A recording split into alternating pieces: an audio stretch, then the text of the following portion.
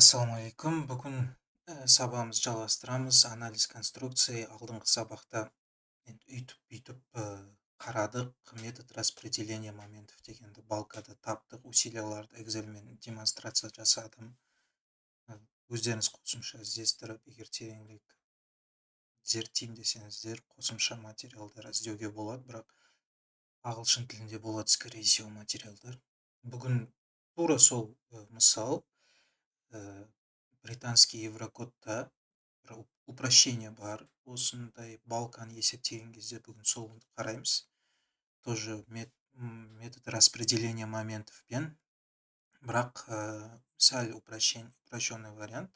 Ол методпен қолданбай примерно результатты табу. Алдыңғы біздің не бойынша білесіздер, постоянная нагрузка 25 килоньютон, временная нагрузка 10 килоньютон болды. Трехпролетный балка алды 4-6 метрлік. И бізге диаграмма жасау керек еді. Эпюра дейміз ғой, поперечный силамен моментін. Подбор жасаймыз. То есть бірінші максимальный, минимальный, максимальный нагрузканы береміз. Максимальный деген бұл жерде 1,35 көбейтілген постоянная нагрузка қосылған 1,5 көбейтілген временный нагрузка, бұл максимальное сочетание болады. И минимальное сочетание, временный нагрузканы есептемейміз, тек постоянная нагрузка. Екінші сочетаниеда минимальный, максимальный, минимальный, максимальный, максимальный, минимальный. Осылай осы әр вариантты қарастырған кезде өзінде шыққан әр диаграмма, момент пен поперечный силаның диаграммасын ең максимальный қай вариантта, қай пролетта шығады, сол нәрсені белгіленетін еді. Сөйтіп жасадық экзельді. Енді британский еврокодта BS 8311 шатаспасам. Британский еврокод можно использовать следующие значения при определении значений изгибающих моментов и поперечных сил для равномерно распределенных сил в неразрезных балках. Мынандай 3/5 таблица деген бар еврокодта. То есть момент дистрибуцияны, метод распределения моментовты қолданбай, уже осы коэффициенттерға көбейту арқылы біз уже диаграмманың соңғы конечный значенияларын тауып, уже сызып кете аламыз да. Бұл жерде моменттің таблицасы тұр, и поперечная силаның outer span деген ең сыртқы қалай айтсам болады, давайте қазір сіздерге көрсетейін. Мынау ғой, бірінші опора дейді. Ең сыртқы опоралар. Ең сыртқы опорада мысалы момент 0. Сол сыртқы пролеттің бірінші ортаңғы пролеты да 0,09 FL. FL деген, L бізде длина пролета, F дегеніміз распределенная нагрузка. Общий бірақ болып саналады. Мысалы 6 килоньютон метрге 6 метр болатын болса, 36 килоньютон осы F болады бізде. Бірінші пролеттің ортасы 0,09 FL болады значениясы моментті изгибающий. Бұл крайний, мысалы крайний пролет ортаңғы, крайний пролеттің бірінші опорасы, крайний пролеттің бірінші ортаңғы несі, мынау сол соңғы немесе бірінші пролеттің екінші опорасындағы момент. Минус знагымен, себебі білеміз, мысалы опора тұрса, момент былай басталса, көбінесе былай кетеді. Минус знак, бұл изгибающий момент үсті растягивающий болады. Сол үшін минус 0,11 FL. Және де средний пролеттар болады. Средний пролеттардың ортаңғы несі 0,07 FL. Және де сол средний пролеттардың опоралар. Мысалы, мынау средний пролеттің опорасы болса 0,08 болады. Сондай. И поперечная сила да то же самое. Крайний опора 0,45. Бұлардан ортаңғы мына жақтары жоқ қой. Бұл жерде тек қана опоралармен есептелінген.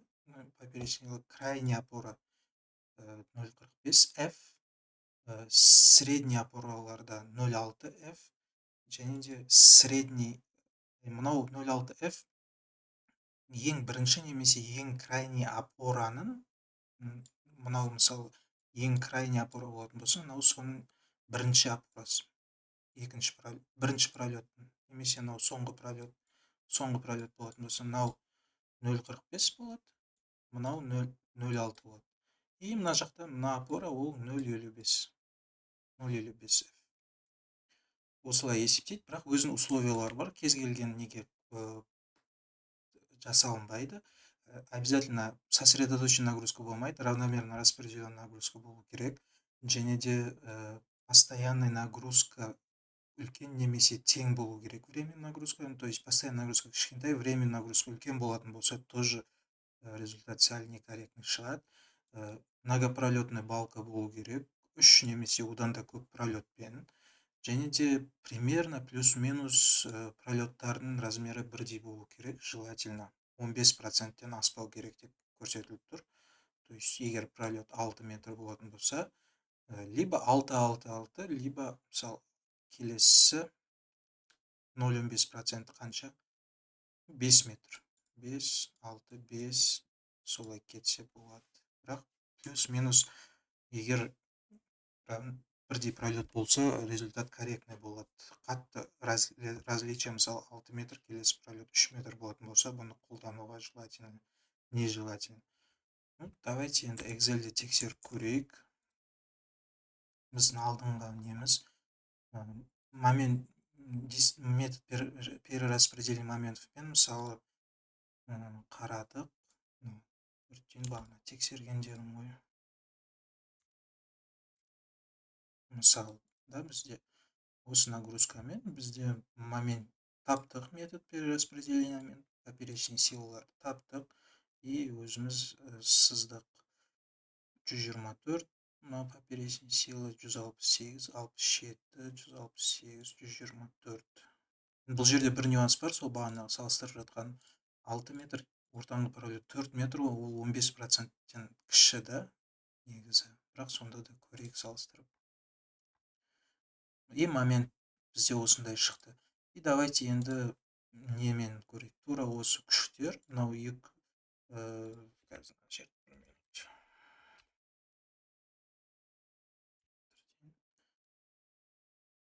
тура сол, только мен уже мысалы бізде 48-75 килонewтон метрге бірінші сочетанияны қарастырып жатырмыз. Болатын болса, 6 метрге көбейтілген кезде 292,5, мына жер 4 метрге көбейтілгенде уже бұл біздің F бағана 135 и 292,5. Енді давайте табайық значенияларды. Моменттен бастайық. Момент бізде 0 крайний, 0,09 FL. 0,09 FL есептеген кезде 157,95. В принципе, мынаған жақында бізде шыққанға. Және де бірінші пролеттің екінші опорасы минус 0,11-де 0,11 FL, минус 193,05 шығады. Соответственно, енді осы опора болғаннан кейін мына жерде көрсетіп тұр. Бұл жерде тек осының значениясы. Мен басында тоже кішігірім түсініксіз болды. Может, мына значение мынаяқта басқаша қатты аз болып кетеді, бірақ сонда да мына нагрузкамен таптық. Осы значение мынаяқта да, скорее всего, осы болады. А мына внутренний пролеттің максимальный моментін уже мынамен табамыз. Средний пролеттағы ортаңғы несі 0,07 FL-мен табылды. Мына жағы уже тоже осылай табылды. Жерден салыстырайықшы. Мынаяқ сәл енді келмейтін сияқты. Мен бізде 132 шықты, мынаяқта значение сәл көбірек. Максимальный момент 65, 37-ге дейін түседі екен. Кішкене разница бар, кішкене демес негізі.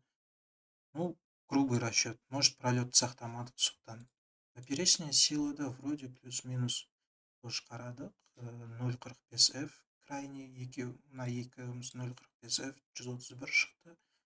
фактически бізде 124-тен шыққан.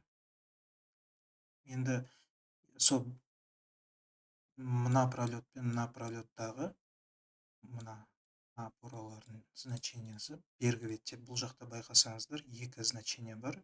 Ортаңғы пролетта бергі беті бар, и мына жақтағысын уже мынамен есептелінеді.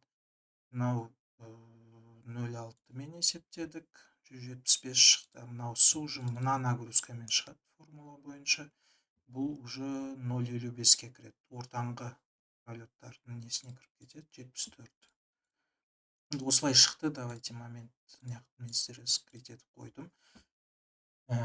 Поперечный силаны қарастырайық. Көк цвет бізде мына британский еврокодпен шыққан значениялар. Оранжевый цвет ол біздің метод распределениемен шыққан. Байқасақ, поперечный сила өте қатты ұқсас келеді. Разница кішкентай ғана. 131 мен 124. Мына жерде 175.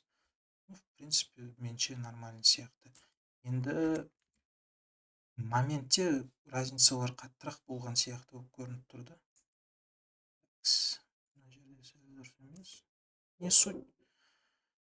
Средний бірінші пролеттің нижний ортаңғы изгибающий моменті ұқсайды. Екіншісі мына 193 метр распределениемен 132 шыққан.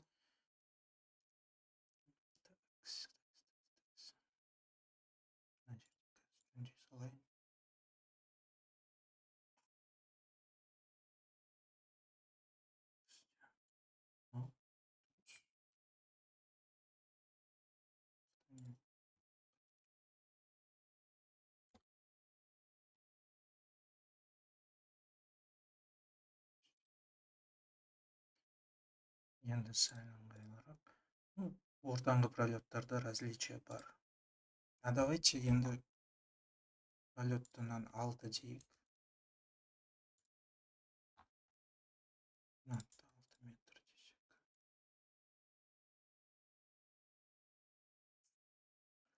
6 метр десек тоже различие кішкене болады екен. Енді тағы да екінші тағы бір мысалмен тексеріп көруге болады, бірақ в принципе ұзақ уақыт решать етіп осындай етіп отқанша мүмкін осыны қолдану, осы таблицаны тезірек болады. Сол нәрсені бір айтып кетейін дедім сіздерге. Келесі сабақта рамаларды метод распределения моментов арқылы уже не только балка, но и колонналарды есептеуді көреміз. Келесі сабақта көріскенше.